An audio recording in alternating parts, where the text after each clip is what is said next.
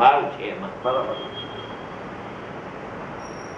ટીકા આ વિશ્વમાં એક આકાશ દ્રવ્ય છે. એમ કોઈને લાગે કે ભાઈ આ આટલું બધું ઝીણું કેમ કે ભાઈ ઝીણું નથી, આ તો હજી જાડું છે, ઝીણું તો ઘણું છે, આ તો હજી સ્થૂળ છે.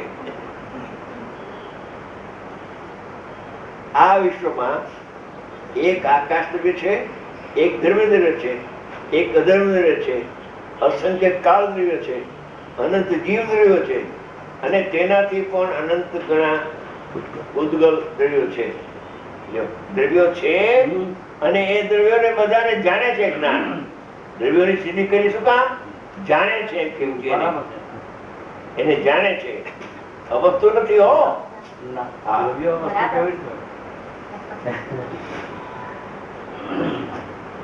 અહીંયા એને જાણે છે એમ સિદ્ધ કરવું હોય ત્યારે અવસ્તુ નહીં, પણ દ્રવ્ય ઉપર દ્રષ્ટિ દેવી હોય ત્યારે પદાર્થ તો અવસ્તુ છે, પણ નવ તત્વ પણ અવસ્તુ છે. એ વિષય જુદો, આ વિષય જુદો છે. એ ધ્યેયનો પાઠ છે, આ જ્ઞેયનો પાઠ ચાલે છે. સ્વજ્ઞેયનો વાત છે ને, એ પૂરું નહીં થાય. વળી તેમને પ્રત્યેકને ઉપર કયા બધા પદાર્થો, એને પ્રત્યેકને અતીત એટલે ભૂતકાળ, અનાગત એટલે ભવિષ્યકાળ અને વર્તમાન એવા ત્રણ ભેદોથી ભેદવાળા નિરવધિ પ્રતિ પ્રવાહની અંદર પડતા, નિરવધિ એટલે અવધિ વિનાનો, હદ વિનાનો,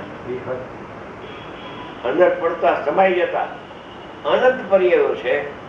એ બધા અનંત દ્રવ્યોમાં અનંત પર્યાયો એમાં રહેલા છે.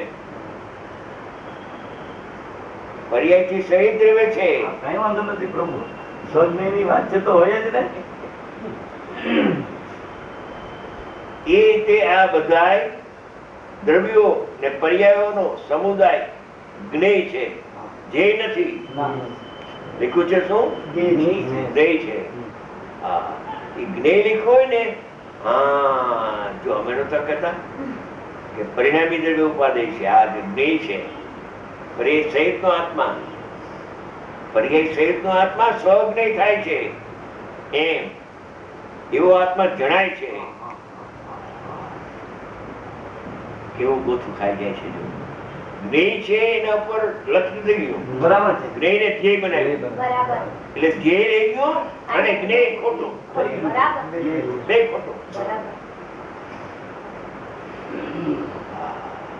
ગંભીર દ્રવ્યનો યોગ અતિ સૂક્ષ્મ અને ગંભીર છે.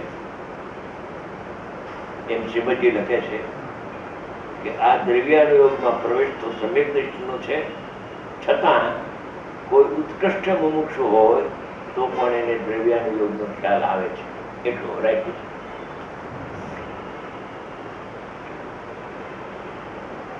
જ્ઞેય છે તેમાં જ એક કોઈ પણ ગમે તે જીવ દ્રવ્ય જ્ઞાતા છે.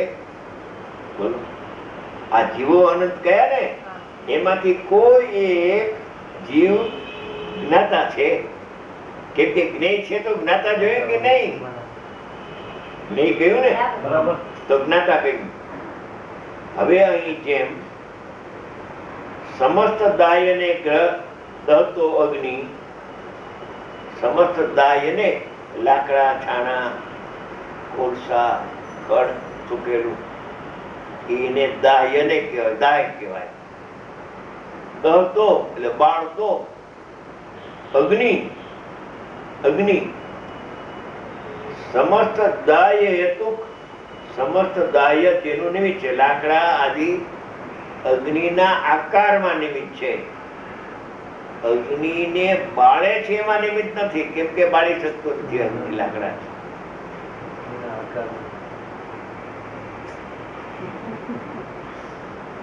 બે પદાર્થ ભિન્ન ભિન્ન છે.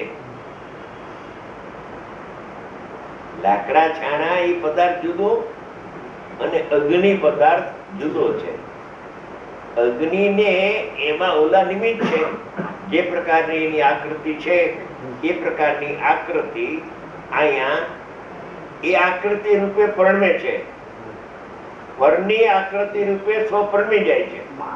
અગ્નિ અગ્નિ પોતે લાકડું જાડું હોય, પાતળું હોય, લાંબુ હોય, એના આકારે અગ્નિ થાય છે, એને દાયાકાર કહેવામાં આવે છે. જેમ જ્ઞાકાર એમ દાયાકાર.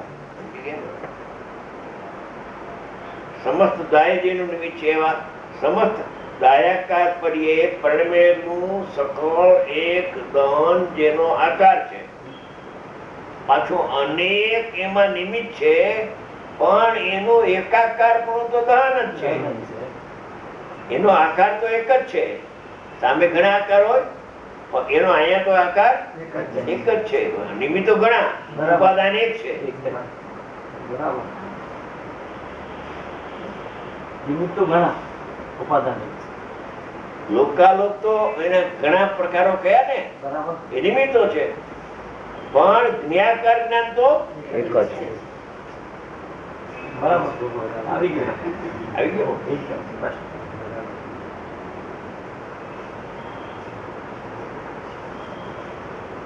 દહન જેનો આકાર છે એવા પોતા રૂપે અગ્નિ, અગ્નિ લાકડા રૂપે પરિણમતી, પોતા રૂપે અગ્નિ રૂપે પરિણમે છે. અગ્નિ અગ્નિ રૂપે પરિણમે છે. ઓલું તો નિમિત્ત માત્ર છે, તો ભિન્ન છે બિલકુલ. તેમ હવે દ્રષ્ટાંત પૂરો થયો. તેમ સમસ્ત જ્ઞેયને જાણતો જ્ઞાતા, કોઈ જ્ઞેય બાકી નહીં જાણવામાં. કેવળી ભગવાનને કોઈ પણ જ્ઞેય જાણવામાં બાકી નથી. એમ છદ્મસ્ત હરણ હોય, હરણ એને સમયગ્રસ્ત થાય ને ત્યારે બધા જ્ઞેયોને જેટલું કેવળી જાણે એટલું ઈ જાણે. પરોક્ષ અને પ્રત્યક્ષ નો ફેર છે. વિષય ઓછા હોતો નથી. બરાબર, વિષય પૂરો. બરાબર. જેટલું કેવળી જાણે એટલું હરણિયું જાણે. સિંહ મહારાજ એટલું જાણતા. સમયગ્રસ્ત થયો ને ભગવાન રાવણ ને. બરાબર.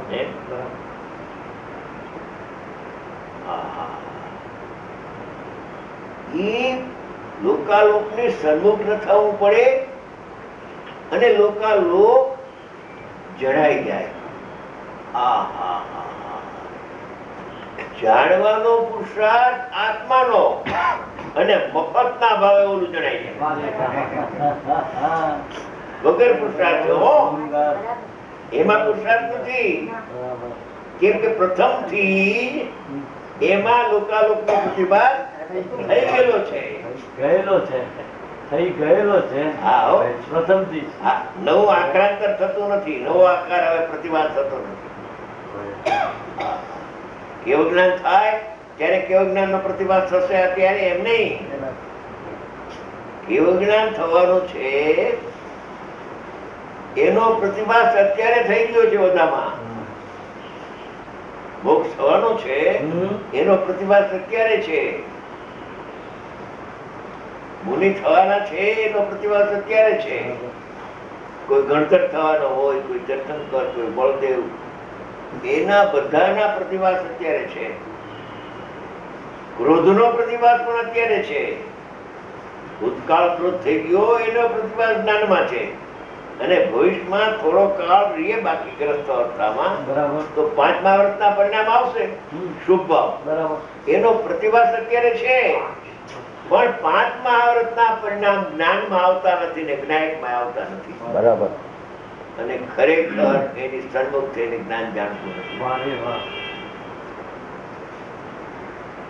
5 મહાવ્રતના પરિણામ ખરેખર જ્ઞાનમાં આવતા નથી અને જ્ઞાયકમાં પણ આવતા નથી. અને મિથ્યા દ્રષ્ટિને મિથ્યાત્વના પરિણામ એનો પ્રતિભાસ થાય છે પણ જ્ઞાનમાં આવતું નથી. મિથ્યાત્વ એટલે જ્ઞાન ઉપયોગમાં ઉપયોગ છે, ઉપયોગમાં મિથ્યાત્વ નથી.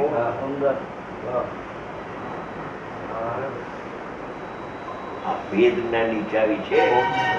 પ્રતિભાસ છે તો વેદ જ્ઞાનની ચાવી હાથમાં આવી જાય છે. આત્મા સોગાનીજીને જ્ઞાન ભિન્ન ને રાગ ભિન્ન એટલો શબ્દ આવ્યો. વેદના કરીને અનુભવ થયો. તો રાગ તો એની દશામાં છે, રાગ એની દશામાં નથી. રાગનો પ્રતિભાસ થાય છે એવું જ્ઞાન થાય છે એને. રાગ એમાં ક્યાં થાય છે ઉપયોગમાં? અને એ ઉપયોગ રાગની સન્મુખ ક્યાં છે? રાગનો પ્રતિભાસ થાય છે એ બરાબર છે, પણ એ પ્રતિભાસ પછી તો જ્ઞાન છે ને, એ જ્ઞાન તો આત્માને જાણે છે, ત્યાં રાગને ક્યાં જાણે છે?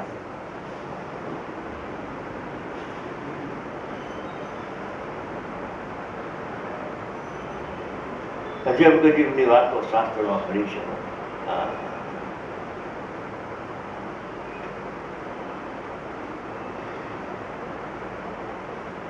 સરખે સરખા 2-4-5 જણા જંગલમાં જાય ને, હાજી પ્રભુ, પાંચે ને કેવું જ્ઞાન થાય. ત્યાં બીજું શું આ હોય?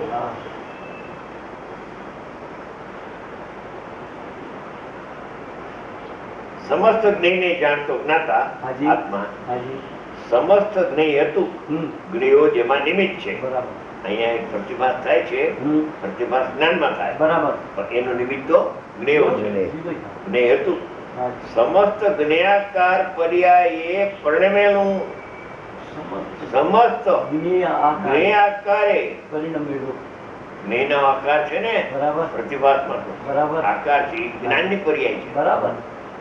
સમસ્ત જ્ઞેયાકાર પર્યાયે પરમેલું સકળ એક જ્ઞાન જેનો આકાર છે. સમસ્ત લેવા છતાં જ્ઞાનનો આકાર તો એક જ્ઞાનનો આકાર છે. જ્ઞેયોના આકાર ઘણા અને જ્ઞાનનો આકાર ઈ જ્ઞેયો પ્રતિભાસે છે જ્ઞાનમાં, તો પણ જ્ઞાનનો આકાર એક છૂટીને અનેક થતો નથી, બરાબર. નિમિત્ત અનેક છે, ઉપાદાન બરાબર. હેતુ કયો ને, બરાબર. જ્ઞાનમાં હેતુ કયો, બરાબર.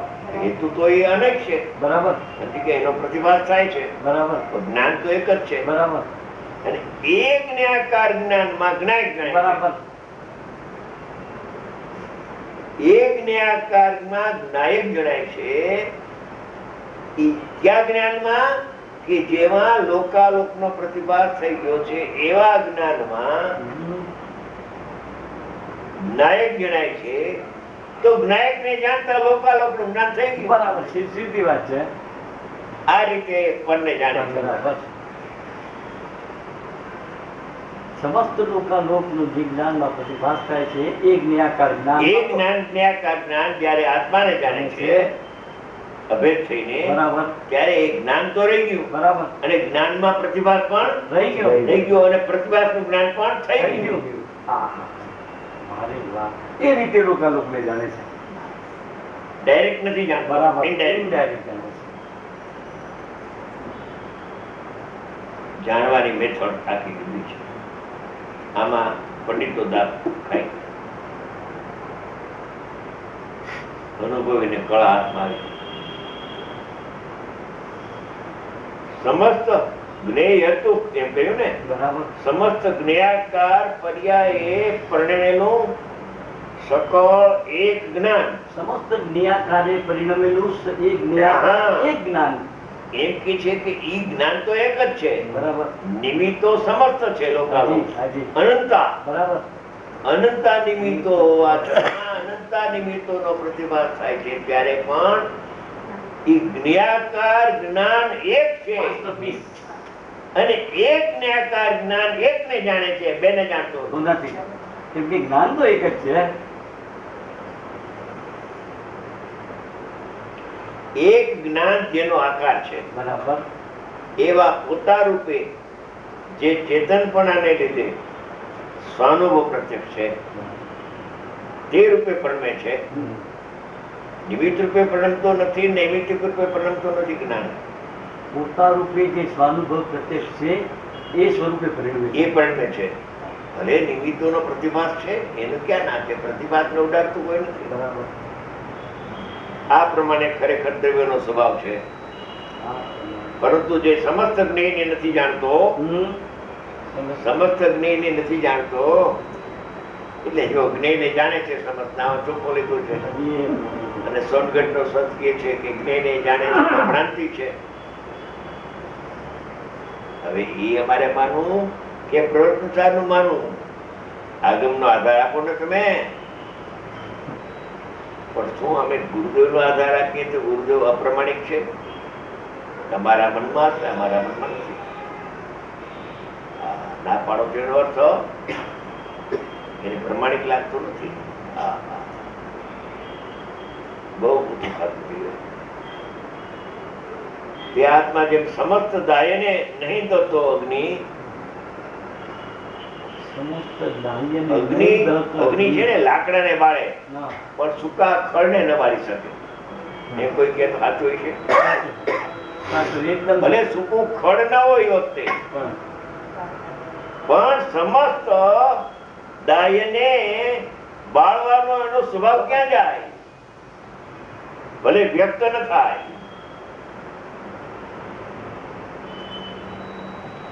એમ સદમસ્તે ભલે એક નહીં જણાય પણ સમસ્ત જ્ઞાનને જાણવાનો સ્વભાવ તો રહી ગયો છે.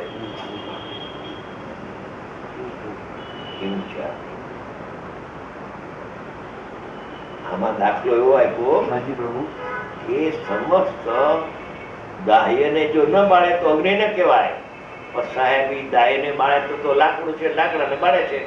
એ વખતે કોલસા નથી, છાણા નથી, તો એ તો સર્વને બાળતો નથી, તો અગ્નિ કેમ કહેવાય? સમજી ગયા? એની શક્તિ જો તો બરાબર. શક્તિ સમસ્ત ને એક સમયમાં બાળવાની શક્તિ છે. એમ જ્ઞાનમાં એક સમયમાં લોકાલોકને જાણવાની શક્તિ છે. એમ છે. સમસ્ત ને એક સમયમાં બાળવાની જગ્ની એક ભાઈ આવ્યા મુંબઈ વાળા અહીંયા અમારી પાસે. હું કહું છું